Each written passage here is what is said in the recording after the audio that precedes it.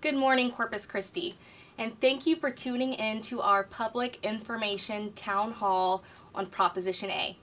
My name is Logan Copps, Director of Communications, and I will be your host here today.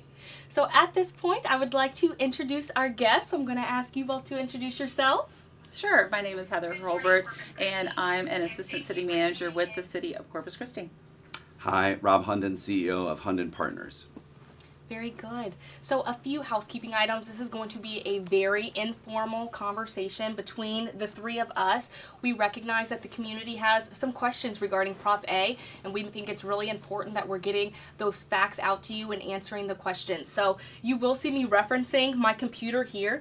I do have a compiled list of questions based off of the feedback that we've received from you, our residents, our community. So we have collected questions up to this date, but we're still collecting questions here live. So we've got 1 hour as we have these discussions. If you have any questions, please email us at propa@cctexas.com. But for the time being, I have plenty of questions to ask the two of you. So Great. I say we go ahead and get started. What do you all say? That's wonderful. Thanks. Very good. So my first question is for you, Heather, and that is, what is Prop A? So Proposition A is a proposition taken to the voters that will repurpose an existing 1/4 cent sales tax. Right now we've got 1/8 cents that goes to the seawall, 1/8 cents that goes to the arena, and this would combine those two into 1/4 cents. We've been very fortunate in the fact that those revenues, as projected 25 years ago, have far exceeded what they thought they were going to. So it's not that we're taking money away from something, but we're actually utilizing that money and being able to fund more things. And so what we'd like to do is be able to utilize that funding for regional parks, for commercial and industrial streets, for the convention center complex. So right now it's only used for the arena, and so we'd be able to utilize it for the American Bank Center as a whole, along with increasing our flights at Corpus Christi Airport. And some feedback that we've gotten, and that's something that we want to be able to improve upon. Thank you for that. I know we have a lot of in-depth questions here, but I'm sure those that are watching are all have different levels of familiarity with Proposition A. So I just wanted to start out that conversation on what it is. But I do want to turn it over to you, Rob. Obviously, we see Heather Holbert quite a bit as our Assistant City Manager, but many in the community probably aren't familiar with you. So who are you? What do you do? Give us your background. Sure, absolutely. Thanks so much. So, Hunden Partners, based in Chicago, we are a destination real estate advisory firm. So we focus on transformative public-private partnership style developments around the country and Canada. And I've been doing this for almost 30 years. I started off at the city of Indianapolis doing the same kind of thing from the city side, trying to figure out how we could make our place a better place to live, work, play, and visit. And so conventions and sports events and all of those kinds of things were important. And we took the city from being called India No Place to now one of the best destinations for sports and convention events. So over the last, like I said, nearly 30 years in my practice, and we have about 20 different folks on our team, mostly in Chicago, we work on dozens and dozens of these kinds of projects that are transformative for communities around the country every year, assessing the market feasibility. Do they make sense? The financial feasibility, what's it going to cost? What's the return on that investment? What does it bring in terms of jobs and benefits to the community? And sometimes we say no, sometimes we say this isn't a good idea, you should pivot and go in a different direction. So we were thrilled to be hired in Corpus Christi, and you are so unique as a community. One of the only places in Texas with beaches that people really want to go to. Yes. You have to really go to Florida on the Gulf Coast until you can find other cities like that. And so you're in a real unique position, I think, to leverage your strengths, but the American Bank Center does need some help. So we were hired to look at that and really take a keen eye at what are the challenges and opportunities there. Heather, I want to hear your perspective on this because I know Sure. Rob just kind of alluded to this, but why did we hire Hunden? Sure. So, this is the talk of renovating and expanding the convention center, along with maybe possibly a headquarters hotel, has been talked about several different times over the past, say, 10 years. And so this started as a conversation looking at what our assets were and how we could continue to build tourism. And so a task force was created and put together with representatives from Visit Corpus Christi, representatives from Buccaneer Days, representatives from the hotel years, along with city staff and entertainment venues to look at this. This started back in 2021, and we interviewed several different firms and chose the Hunden Group to come do this study for us. Very good. So you just referenced this study. Rob, talk to us a little bit more about that. Why is the ABC important, and how's it doing based off of your assessment? Yeah, so the American Bank Center, I mean, it's a really compelling complex. What we know is that it, like all complexes, it has its strengths and weaknesses. So from the strength side, last year, post-pandemic, it attracted more than 500,000 visitors to either Salina, the arena, or the convention center, and almost 40% of those came from over 100 miles away. And so while maybe 65% are local users coming to concerts and sporting events and performances, and maybe some consumer shows, about a third or more are coming from over 100 miles away, staying in hotels, spending money in town, going to shops and restaurants, keeping things busy, and filling up hotels. That's the good news, because it is the most impactful non-beach asset you have. When we looked at all of the tourist attractions and assets that Corpus Christi has, it is the most impactful in terms of visitation. But it has a challenge. It is, some physical, as all buildings age, they have physical challenges. It has tens of millions of dollars in deferred maintenance that unfortunately needs to be addressed. And at the same time, when you look at the three legs of the stool that make a convention complex successful, and we have many examples of those just in Texas, of course, as you know, Austin, San Antonio, Sure. and Houston, and Fort Worth, and many others. The three legs of the stool are having a great facility, a great convention center, and there you have some challenges because you're lacking quality Sure. ballroom space and meeting rooms and things like that. You're lacking any walkable or attached hotel. You have zero. Now, you have a lovely Omni that is, most people wouldn't want to walk that. It is just outside of what most people consider walking distance, especially with the heat and humidity Sure. here, and oftentimes familiar the with it. inclement Yes. weather. And so that's a challenge. So your competitors all have these attached, what we call headquarter hotels, and walkable other hotels, small hotels, big hotels, all kinds of hotels. You have zero. And so that puts you at a competitive disadvantage because you're having to pay to shuttle people from their hotels to the American Bank Center. So that puts you at a competitive disadvantage. You're spending money to shuttle people that you shouldn't have to do. And then the third leg of the stool is that district right around the facility, that here you have a bunch of surface parking lots that are non-tax paying, city-owned surface vacant lots most of the year, that really aren't doing much for anybody. Occasionally they get used for a couple of big events, but other than that, when you walk out of the center, there's no restaurants to go to, no shopping, nothing like that. So all of your competitors have these districts. If you go to Austin, go to San Antonio, any of these others around the country, you fall out of the convention center into shops and restaurants and entertainment and bars and things like that. So you're leaving spending on the table, right? And so that's jobs that you're missing because people aren't spending money. And there is that gap between the existing downtown and the American Bank Center. When the American Bank Center has a shopping and dining district there, that starts to close the gap between downtown and the American Bank Center. And the private sector has told us, if you build this, then we will start developing those vacant lands between downtown and the American Bank Center. There's been quite a bit of interest, but until somebody pulls that trigger, and Prop A is really the trigger to get the American Bank Center funded, then nothing can happen. So we recommended the hotel package as well as the shopping and dining district to really capture the impact that conventioneers can bring. So I'm happy you touched on the surface parking lot because I have a question for you, but we're gonna hold off on that. For the time being, all that sounds great, right? But I'm sure a lot of our viewers are wondering, that sounds fantastic, what does that cost? So I'll ask either one of you, what is the cost of that? And then talk us through a little bit more, what are the benefits? Sure. I'll let Rob, if you want to speak to the cost, and then I can talk through some of the resources we have identified. Yeah, absolutely. So in the process, obviously, we're in the planning stages, big picture plans for the American Bank Center itself. So the expansion and renovation of that is looking like around $200 million plus parking garage to replace some pretty poor structured parking that exists right now and inefficient parking.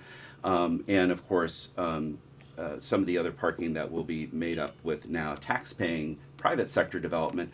So that will probably be about $20 to $30 million in a parking structure that will provide more spaces than what we have today.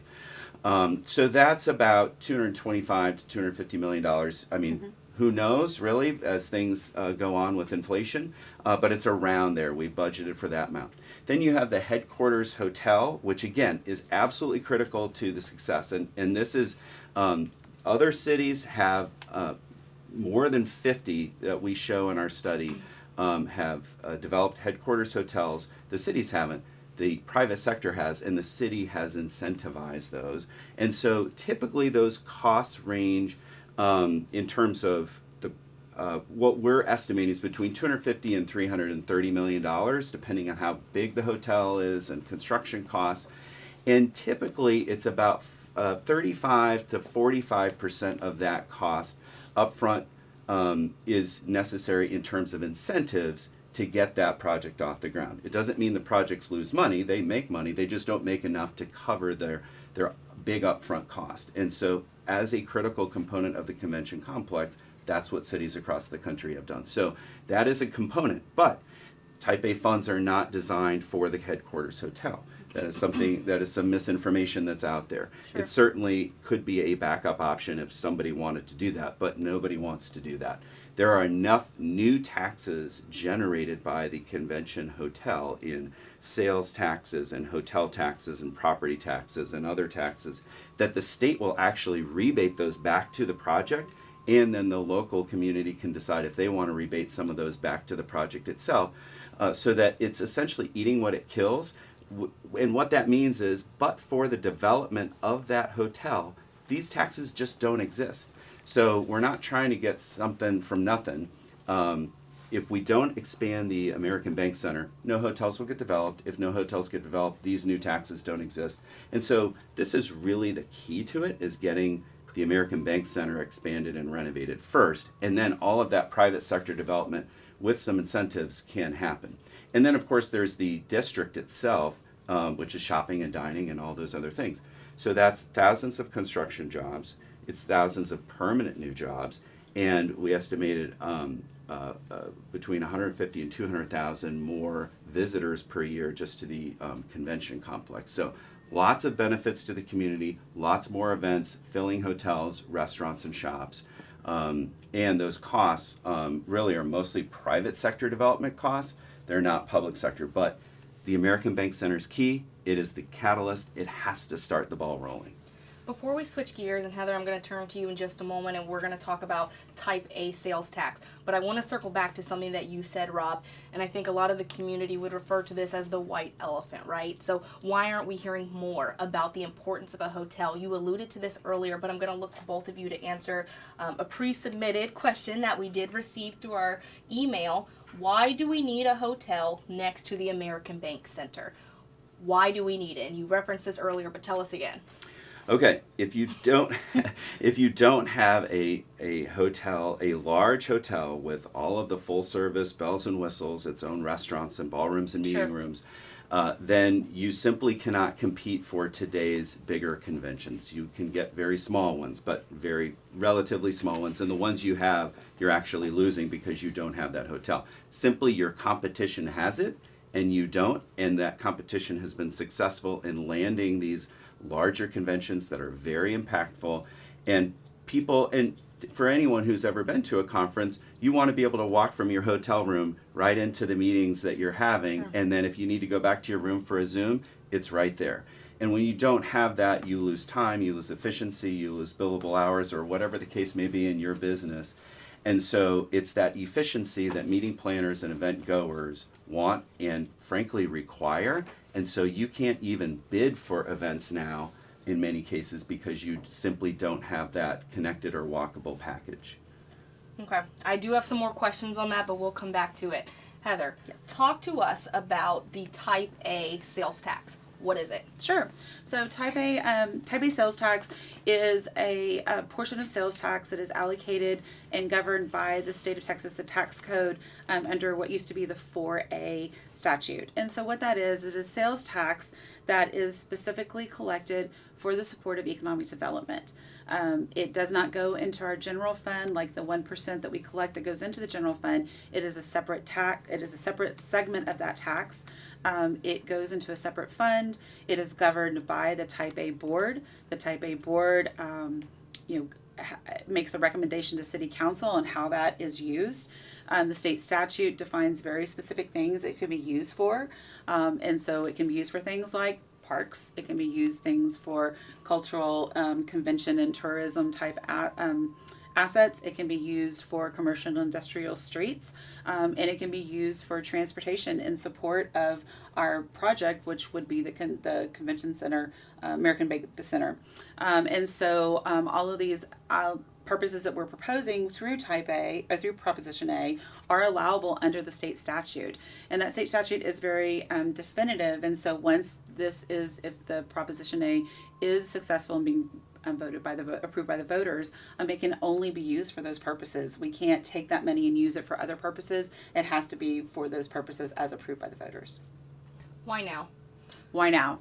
This question has come up a lot. There's a perception of it being rushed. In actuality, like I mentioned earlier, we started this study back in 2021, went through, not only looked at the convention center, then looked at the proposition to look at a hotel.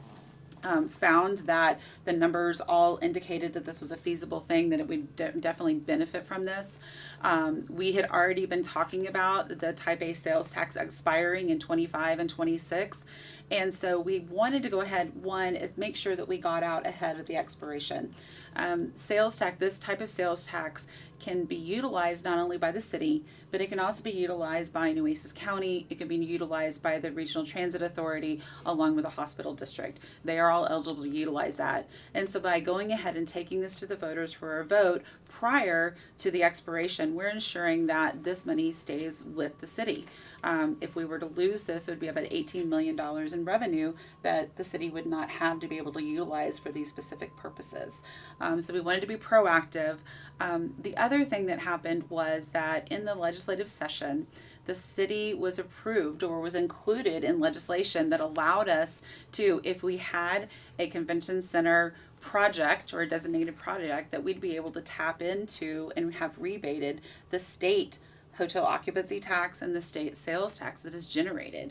And so if we don't have a project, then it's not something that money would be rebated back to us. So we have to designate that project. And so That's huge. That is huge. I don't want to gloss over that. That Exactly. is absolutely huge that we were able to do that. So we're one of very few cities within the state, most of those being much larger than Corpus Christi, that was approved by the legislature to participate in this program. And so while it may seem like this was maybe rushed, we had several things that fell into place that we felt like it was very important to bring this forward to the voters this November. Very good. Another really good question that was pre-submitted. Why is Proposition A necessary to aid American Bank Center and its holdings to succeed when it is a for-profit venture already? Sure. Well, actually, that's a great question because it does, it's called the American Bank Center, but actually the American Bank Center is owned by the city. That is a city asset and the city owns it. American Bank has naming rights for it. It's a competitive process that we go out for every, I don't know what the time frame is on it, but they did win that competitive process to be able to have it named the American Bank Center, similar to other convention centers that have naming rights. So this is a city asset, and this is our responsibility to be able to make sure that we utilize it to its best ability. Very good. Rob, this question is probably for you. It says, give us one example of a profitable and successful convention hotel in another city that is our size, and our size is in all bold. Sure, absolutely. Well, one of the things I failed to mention earlier is that most of the places that we work, they're mid to small size cities, and so Corpus is, you know, definitely ascendant. It's on the way up, but it's still a mid-sized city. Very similar in size to Evansville, Indiana, down on the Okay. Ohio River. Not super connected to a lot of other places. Has the same kind of challenges you do with their airport and all of that. We took them through a process, I think back in, it was 2012 and 2013, they had the same challenge. They had a convention center, they had an event venue, and they had a new arena, but they didn't have a headquarters hotel. They didn't have anything connecting it together. And so we worked with them, did this study, and then went through a competitive private sector bidding process to figure out who was going to be the group that would develop that hotel. And we picked, or the city chose, a group out of Branson, Missouri, actually, called Okay. HCW, and negotiated with the city a series of incentives to get that project off the ground. Evansville doesn't have beaches like you all do, so its market situation was, I would say, even tougher, much tougher than yours. But they got the deal done. Okay. And not only did they get the deal done, but the hotel has been a really big success for the private sector owner, and it's been a success for the convention center. And in fact, I think most people, it's a smaller center and it's a smaller hotel. Most people wish it were bigger, Okay. because it really has been a success. But and in fact, another hotel. So we have a lot of great hoteliers in this community that want to participate in this project. There's going to be more than one hotel that needs to be within walking distance of the American Bank Center to make the full package. And just like here in Evansville, right after that DoubleTree went in, a brand new DoubleTree headquarters hotel, a second smaller Hyatt Place went in. And so it's not like having that new headquarters hotel sucked the wind out of the sails. It actually made the pie bigger and brought more demand to the community. And so other hotels started popping up around the convention center. Well, that's good for us to hear, and definitely great for us to share with Corpus Christi, because we have been getting a lot of that, right? It works in the larger communities, but will it work here? So I think that's a great example. Yeah, and there are plenty of others out there, Grand Sure. Rapids and many other small to mid-sized cities. I like this question too. Why has the city hired a consulting firm from not only outside of Corpus Christi, but outside of Texas, who seemingly would have very little knowledge of our local culture, expectations, and needs?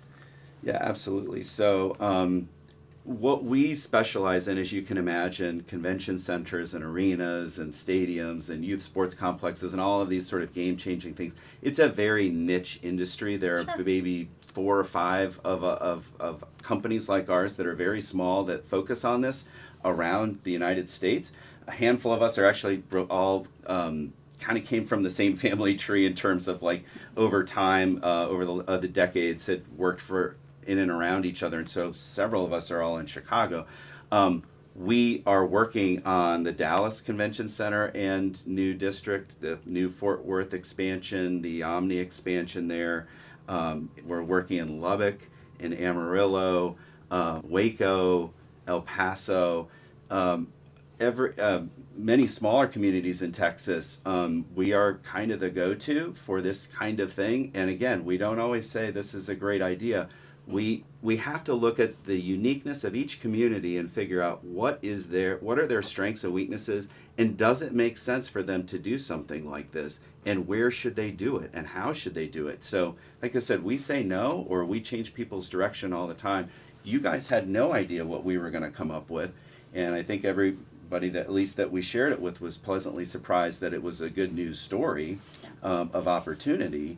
But it comes with some of these confusing questions because you haven't been through it before. So I think people are absolutely right to ask all the questions that they're asking. It is confusing, it's complicated, but when we see what all these other communities have done and succeeded, and that has inspired what I think you can do, because you have assets that these other larger places don't have. You have these great beaches, you have such a great destination. So we really think you can leverage that to your strengths. I like your point of, we don't recommend this to everyone. We have told communities, no, this is not your best option. So it really speaks to Corpus Christi, where we are, our positive momentum forward, that you feel that this is an option for us. Yep. So I want to take a pause It's noon. And I know a lot of people said, well, why are they having it at this time? Our hope was that people would be able to tune in around lunchtime. I'm sure a lot of people are eating lunch right now. So if you're just logging in, welcome. I have been checking our email and we have not received any live questions to date. So if you have any questions, you can email us at prop@cctexas.com and we will read them here live. But don't worry, you too. I have plenty of questions to continue asking you. Great. So what is the real benefit of Proposition A? I kind of want to talk about the economic impact here. Sure. So, the real benefit of Proposition A is that we're able to utilize that sales tax revenue for not only the two purposes that it's existing, but also then expand it to be able to invest in other areas within our city. Regional parks. We have a 10-year master plan that has identified over $100 million worth of projects that could benefit those regional parks that stretch all the way from Labonte, Calallen area, all the way down to Commodore's Park on the island. And so it is across the city. And so this provides a designated funding source for those projects to continue moving forward with those. Commercial and industrial streets, we hear feedback all the time about, when are you going to fix the streets? How are we going to fix the streets? How are they going to get better? This money can't be used for residential streets because it is an economic development tool, but those commercial and industrial streets have businesses on them, and this can be another dedicated funding source in addition to the ones we already have to continue with that progress. The American Bank Center convention that includes the arena and the Salina and the convention center, our beloved seawall, which there's been a lot of talk about that, along with, if we choose to move forward with a hotel project, type A would be possibly a small amount of that funding, which would be limited to the sales tax that hotel produces. But this provides a designated funding source that can continue protecting the seawall like we have over the past, almost 100 years now, and then also provide that dedicated funding for improvements to the Salina Auditorium, the Convention Center, along with the arena, which has already been benefiting from that. And when we do these studies, one of the things it's sometimes people say, well, maybe it's not so bad now, but what we have to compare when we're looking at what's the benefit to a community is two versions of your future. You have the future where you reinvest in your assets, your seawall, American Bank Center, parks, the airport, all of those things, streets, making them safer and repaved and all of those things. There's that version of the future, and there's the version where you don't approve Proposition A, and maybe some other entity gets that money. Others, we haven't really talked about that in detail, but that's the alternative. Somebody else could decide to take that money and use it. So you having the opportunity to use that, then, so what happens if you don't spend those monies, right? So then how are you going to protect the seawall? How are you going to invest in parks and streets? Our focus aren't those things. Our focus is American Bank Center. If you do nothing, American Bank Center is already, $40 to $60 million in deferred maintenance, leaky roof, all these big equipment things falling apart, not enough bathrooms.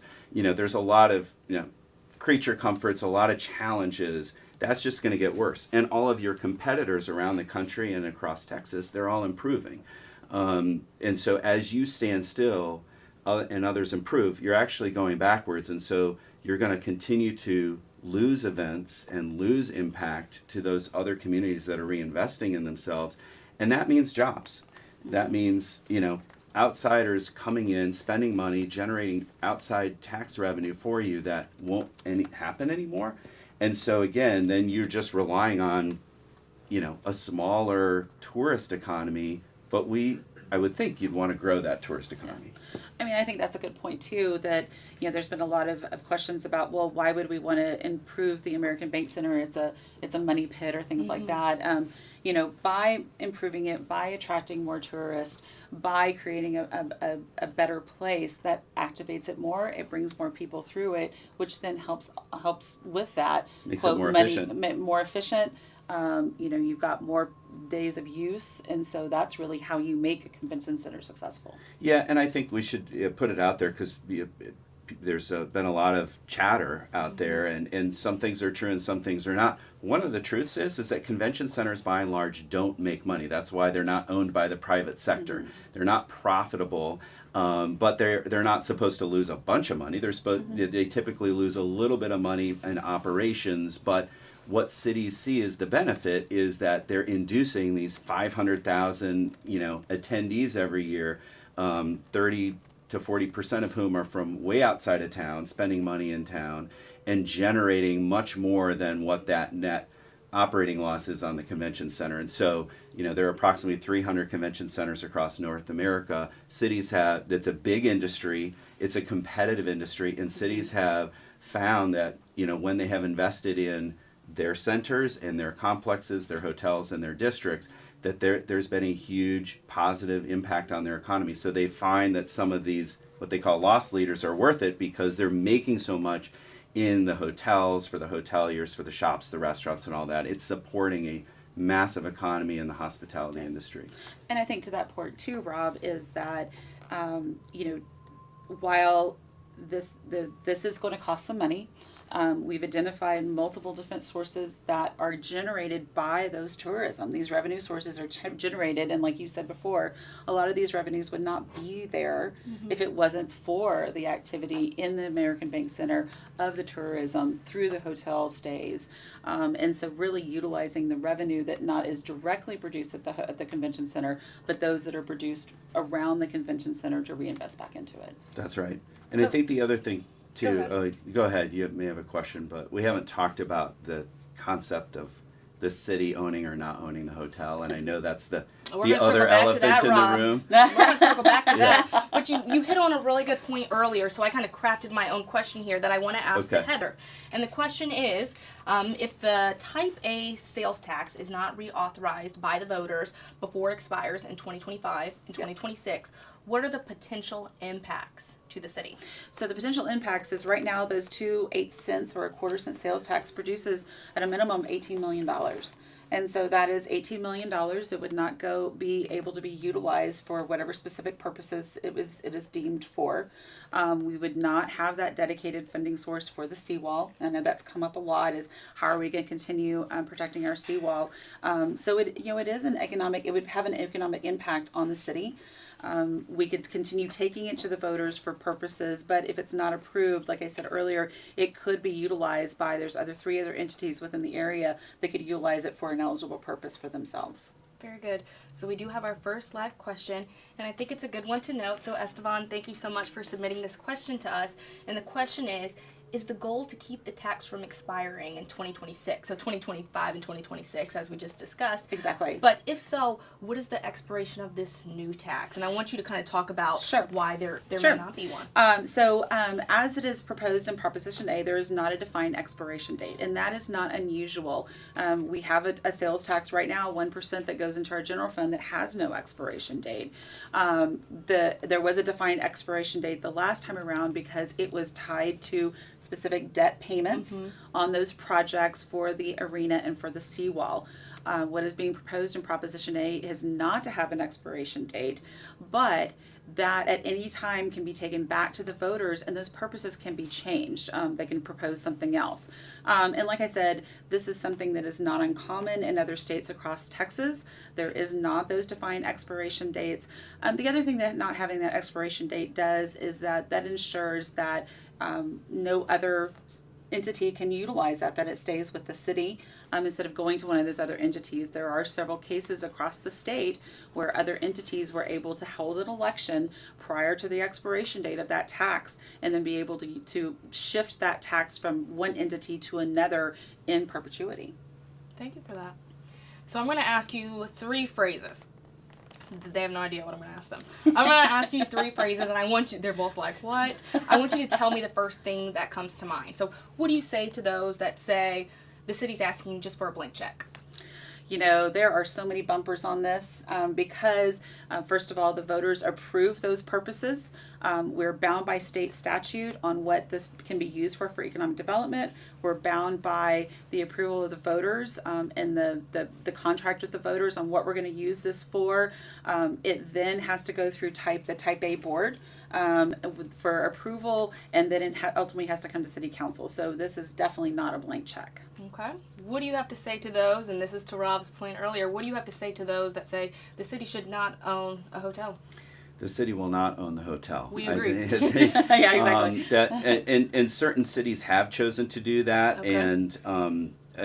but it comes at a big political cost, and obviously people are right to be concerned that why would we get into the hotel business? Our recommendation and everybody that's been involved in this planning process, there's never been any notion that the city will own or operate any hotel. The whole notion is, once the American Bank Center gets its funding, then hopefully in first quarter of next year, we can go out to the private sector and do a competitive bid process for experienced headquarter hotel developers to see who will come and be interested in developing a headquarters hotel for the convention center, and then we will negotiate, the city will negotiate, will advise on what that package looks like. And what we're targeting is something very similar to what Fort Worth did when they did their project with the Omni that opened in 2009. The deal was done in 2006. And essentially what that was is a rebate of taxes that the hotel generated itself. So these were all net new taxes that would not have existed but for that hotel. They got the equivalent of those rebated back to them, some for a period of 10 years. Those are state taxes that Yes. wouldn't come to Corpus Christi anyway, so it's sort of a freebie from the state. And then some local taxes that they did on a 17-year basis that they're about to finally do their full earn-out. And it's been a super successful hotel, has raised the tide for all of the other hotels and conventions in town. So that's been a great one. The city does not own it. The city does not operate it. And that is not the intention here at all. And frankly, we would have no intention of Type A being used at all for those purposes. However, we had been advised by the bond counsel for the city that should there be a hurricane or should there be a COVID pandemic or a war or something like that, and there's an absolute emergency, then it's good to have backstops. And so for the American Bank Center or related projects, that Type A could be utilized in an emergency. But again, it's not the plan at all to have it involved in the development of the hotel itself. And just to clarify, Rob, so since the city would not would not own the hotel, there would not be an ongoing subsidy for any type of operating losses or anything. No, like that's that. the other. That's That's the other misnomer or information that we've seen out there that does not ring true, which is that there's not unlike the convention center, which does have an operating subsidy, Yes. which we all know and acknowledge, and we want to keep that as small as possible. The hotel will be privately owned, and so it's up to the private owners to take care of that. It does generate a profit. We don't know any headquarter hotels that operate at an operating loss. I Yes. think there was one quite a long time ago out on the East Coast, but otherwise, those operating at a profit, and the city would not be doing any sort of annual subsidy or anything like that. There would be an upfront deal made about a rebate of taxes or the equivalent of taxes generated that get everybody to a place where they feel like this is worth the risk for everybody to get into. But the city would have no risk because it all is on the private sector to basically perform, or they don't get their taxes back. If they don't generate the taxes, they can't get them back. Exactly. And we have quite a few live questions coming in now, so please continue to submit them. But you just answered one of them, and it's, will the city pay or have to pay for the shortfalls forever for a hotel? No, it is. It's like I said, it's a deal structure that, and cities make all kinds of deals for hotels, and so you'll see examples, and you'll hear examples of cities actually owning hotels. That is not the case here. Right. You'll hear of cities developing a portion of a hotel and leasing it back to the private sector. That's a possibility that we don't prefer, but that has been done in other places. What we're talking about is not any sort of ongoing operating subsidy or any sort of loss. It is basically the hotel making its incentive by basically not having to pay its taxes, essentially that it would pay.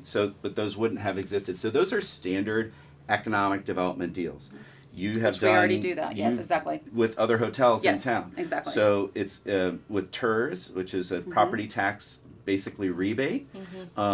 It's often the case that, say, a hotel will come and say, hey, we just need a little bit more money to get over the hump. Help us out, City of Corpus. And so you'll do a rebate of the taxes that they generate back to them for a period of years. And then after that time, they're sort of made whole, and they go on their merry way, and they're good tax-paying citizens. And you're doing fine. The city is not at risk because the asset, the property is paying those taxes. So we're not reinventing the wheel here. No, you're being inspired by the best ideas that have worked in other cities. Okay, very good. And my last one of what would you say to community members that say, you haven't told us exactly where all of the funding is going. Obviously, we've talked about the 5 focus areas, but we want actual dollars amounts for each particular focus area. What would your Sure. feedback be? So I think that, it can go to any one of those purposes. Right now, we're still working through if we're going to move forward with the renovation and expansion of the Convention Center Hotel. Sure. And then once we work through that, we'll work through if the Convention Center, and then we would work through the hotel. So right now, I can't give you a definitive say, this percentage is going here, this dollar amount's going here, this dollar amount's going to go here.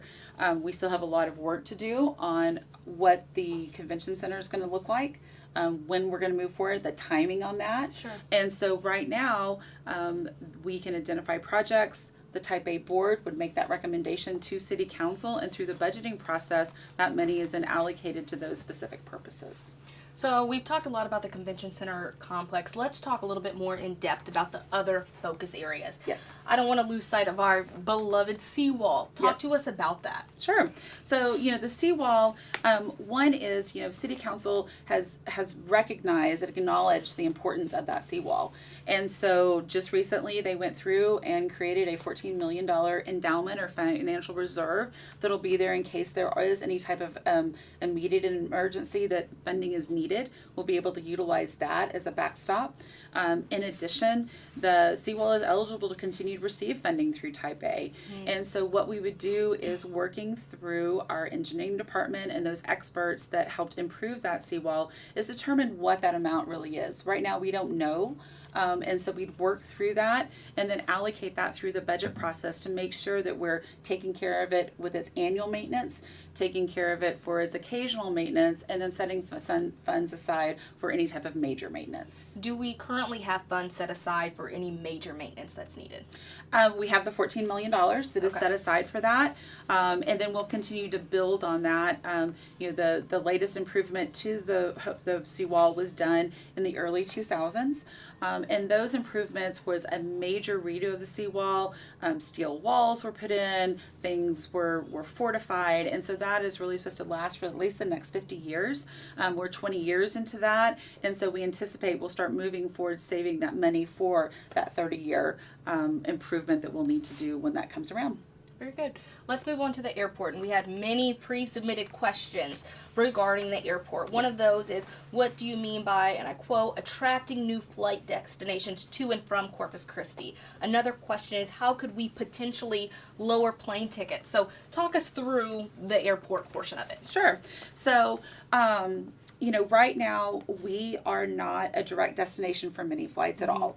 And so what we mean by attracting new destinations to and from the airport is really engaging, whether it is new flights through our existing partners or new partners that would come to the airport, would provide those flights. And it may be a daily flight, it may be a weekly flight, it may be an hourly flight.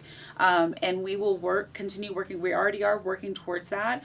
But a lot of times you need that minimum, what they call minimum revenue guarantee. So for an airline to take that chance of extending that flight to the city, we would need to, they'd say, we need $1,000. And if we don't make $1,000, then we need a backstop to make sure that we're made whole.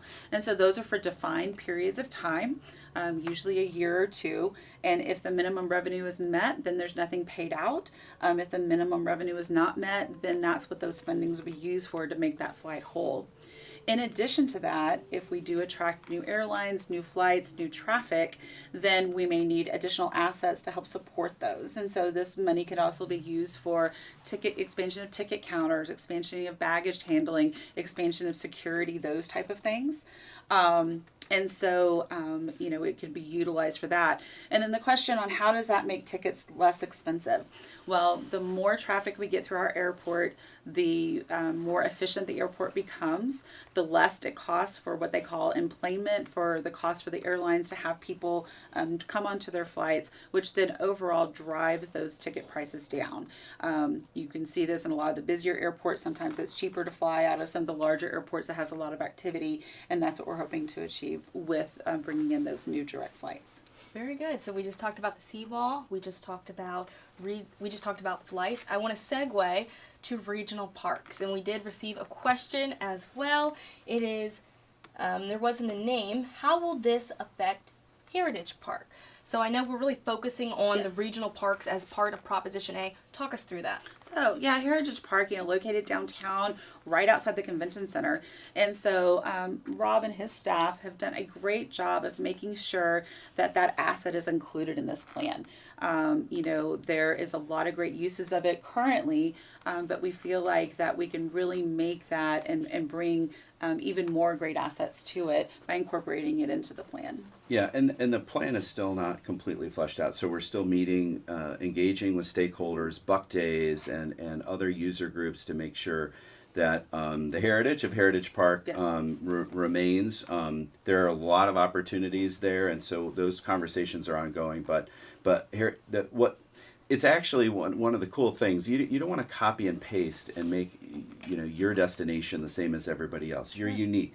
Heritage Park is one of the coolest things that those little homes can actually be transformed into part of what is compelling about a destination shopping and dining district in the area. So if you've ever been to the Pearl district in San Antonio or other cool areas that are authentic, well, this can help your authenticity too by incorporating those. And right now they're very underutilized. So our plan imagines different ways to incorporate the homes there and make sure there's enough space to do what needs to be done in terms of outdoor events and all of that, but then activate it with shops and restaurants and other things like that. To really showcase Heritage Park. Right.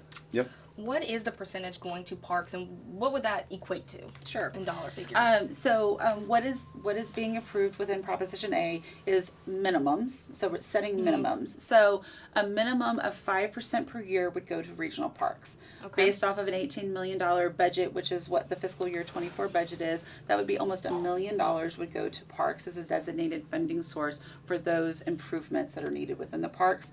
That would also be a minimum of 5% would go to the commercial streets, and then a minimum of 5% would go to the convention center complex as defined, which includes the seawall, American Bank Center, the convention center, the arena, the American Bank Center, and so a minimum of 5% would go to that. And then the airports, it would be a maximum of 5% or as needed, because that's not something that would be needed every year.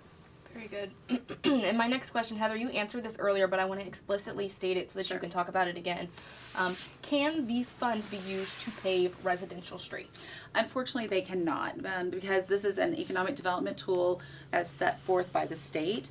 And so residential streets are not eligible to be used for type A funding, but it can go for commercial and industrial streets, anything that helps support economic development, which then may free up some additional money for residential streets. So not directly, but possibly indirectly. Very good. But we do have our Rapid Roads program that is, paving residential streets, and I know we put a lot of information out about that. So that still is a priority to the city, but is not included in this project. Exactly.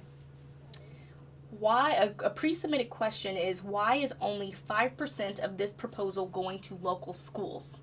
So I'm not really sure where that information may have come from. This is about the city. The municipal governments do not provide funding to local schools. Okay. Local schools are taxing entities. They do levy their own property taxes, and between that and funding that they would receive from the state is how they make up their budget.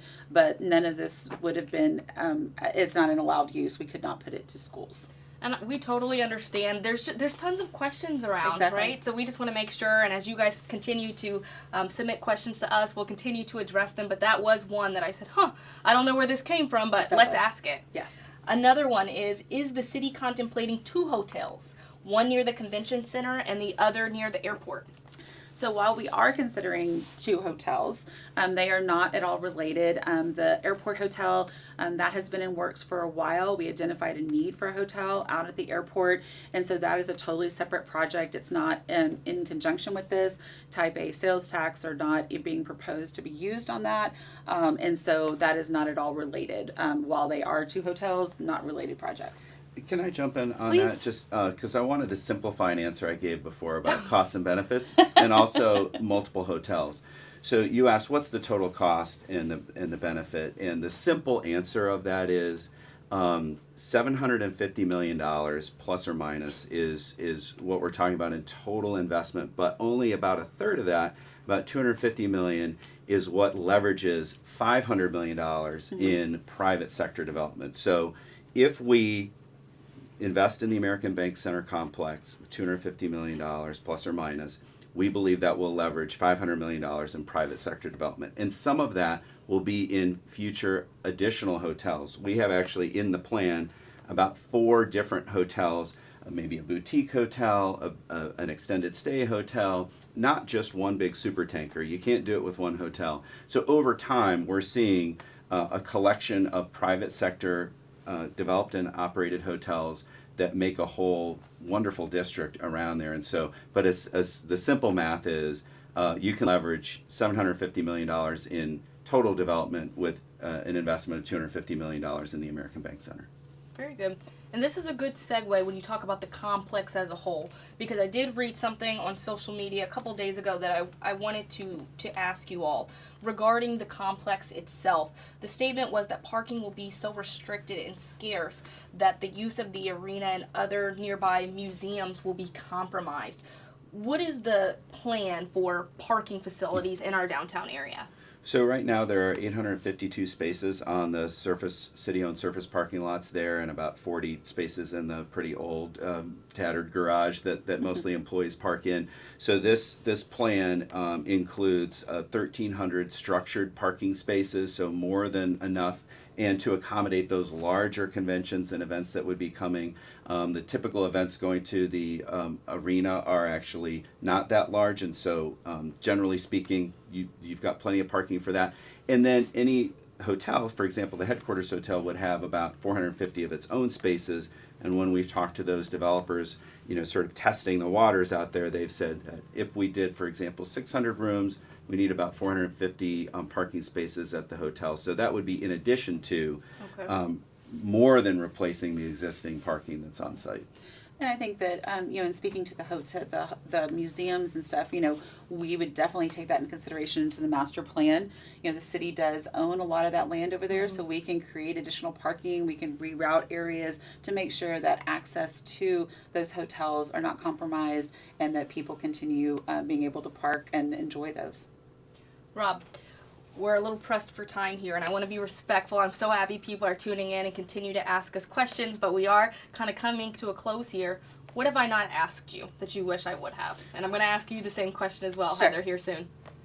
I think why now? I mean, I think that's sort of a big closing thought, which is you're an amazing community and you deserve a lot. You have a lot of great assets. You've got your amazing beaches. You've got a robust economy.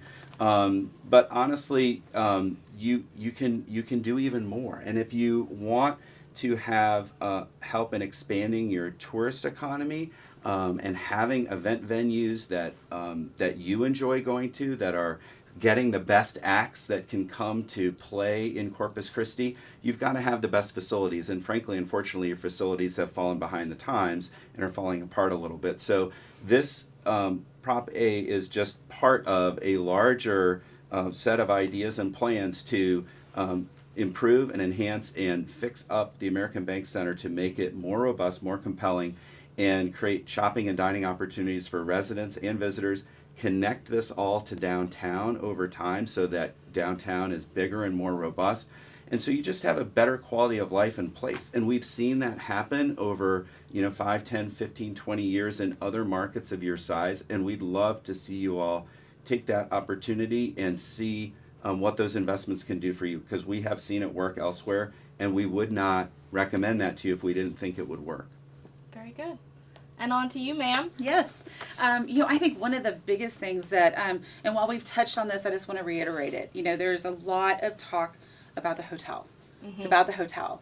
And, what I really find a little bit ironic is the fact that really this wasn't about a hotel. This was about creating that potential revenue to be able to move forward with expansion and renovation, or just renovation of our existing American Bank Center, being able to utilize that money not only in the arena, but be able to utilize it for the whole complex, continue protecting the seawall, be able to invest it in our parks and our streets and our airport. And the wording for the hotel was included in there, but it would be limited to only those sales tax that is produced by the hotel. So as Rob said, it would be utilizing those revenues that weren't there without the hotel there. So, I really feel like that it is important to understand that while a hotel has been listed as an eligible use, this is not about the hotel. This is really about the American Bank Center. It's really about our regional parks. It's really about streets. And it's really about, really building that robust transportation network that we all can benefit from. Very good. Well, many thanks to the both of you for joining me here today. I know when we talk about why are we doing this, and I saw that question, why is the city doing this? We really take it seriously that we should be educating the public about Proposition A and making sure that they have all of the facts needed to make an informed decision one way or another. So again, thank you both for your time here today. You're welcome. Thank you. you. Absolutely. I appreciate the time. I know we're still receiving a few questions to prop.a@cctexas.com, and as we have been for many weeks, we'll continue to answer those. So if you have questions, send them our way and you will get a prompt response.